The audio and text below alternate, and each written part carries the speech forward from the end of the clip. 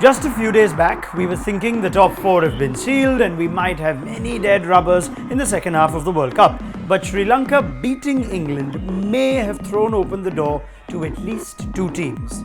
We are about 2 weeks away from the 6th of July, which is the last day of the league phase this World Cup.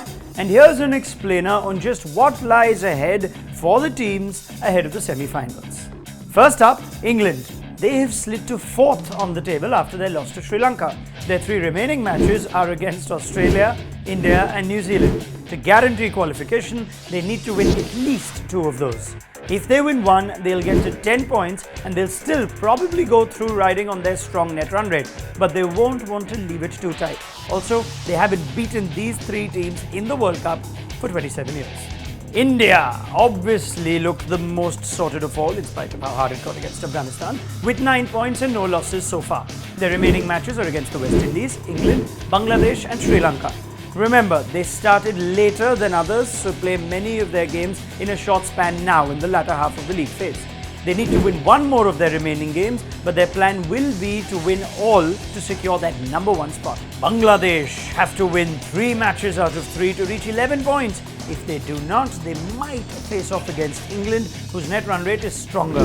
Their aim would also be to win all their games and with big margins. Their next opponents, all Asians, Afghanistan, India, Pakistan, like a mini Asia Cup for Bangladesh. The West Indies, and that shot which Brathwaite hit of Jimmy Neesham on Saturday night was so vital. Had it landed just a foot or two away, the Windies campaign would have been back on track. Unfortunately though, Trent Boult held on, and that means that the men from the Caribbean stay on 3 points with 3 games remaining, meaning that they can only get to a maximum of 9 points. They face the might of India next, followed by a resurgent Sri Lanka, and eventually close against Afghanistan.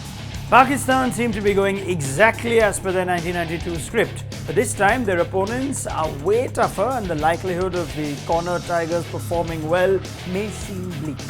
After beating South Africa, they're now on 5 points and they have to win all their remaining games to reach to 11. Or if they win 2, they'll have to hope that one of Australia, India or New Zealand collapse and don't make it to the top 4.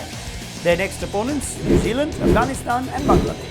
Sri Lanka's win against England has put them in contention, but it's still not an easy path for them. They need to win 2 of their 3 matches at least out of South Africa, West Indies and India. Their massively inferior net run rate is going against them as well, so they'll still have to depend on England losing all their games to stand a better chance. Australia have to play England, New Zealand and South Africa. Now while that may appear a bit tough on paper, they won't be under too much pressure, as just the one win should see Aaron Finch's side through.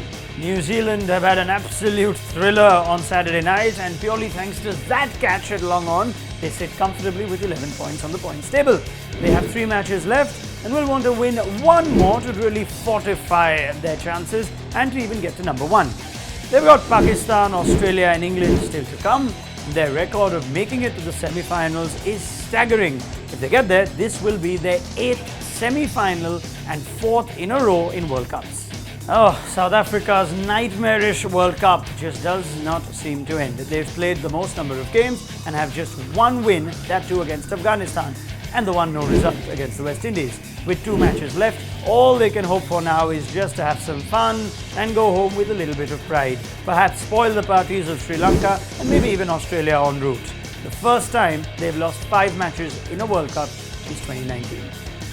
And finally, Afghanistan. With no wins in 6 matches, the Afghans are down and out. But given their spirited performance against India, which nearly got us the biggest World Cup upset, they will take hope and try to win their remaining games. Their pending matches, Bangladesh, Pakistan and West Indies. And as for the 11th team in this tournament, which is the British weather and the rain, we must point out that if more washouts happen, then everything that I've just said will change. Don't forget to like, share, subscribe and leave your comments in the comment section below. Click on the bell icon for notifications.